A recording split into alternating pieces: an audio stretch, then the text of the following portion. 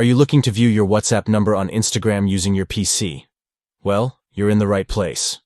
Thanks to the recent update, accessing your contact information has never been easier. Let's dive into the steps you need to follow. First, start by visiting your Instagram account. Open your preferred web browser. Type in www.instagram.com and log into your account. Make sure you're using the latest version of your browser for the best experience. Once you're logged in, the next step is to tap your profile picture located at the bottom right corner of the screen. This will direct you to your profile page, where you can see all your posts, followers, and all the details you want to access. Now, let's get to the main part. Look for your bio, which is right in the middle of the page. Your bio is where you can express yourself and share essential information, including your WhatsApp number. If you've added your WhatsApp number, it should be visible there for anyone who visits your profile.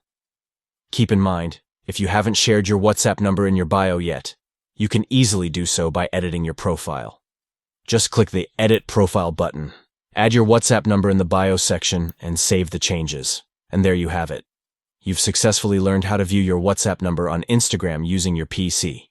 Whether you want to connect with followers or promote your business, having your WhatsApp number handy makes communication much more accessible. Happy Instagramming!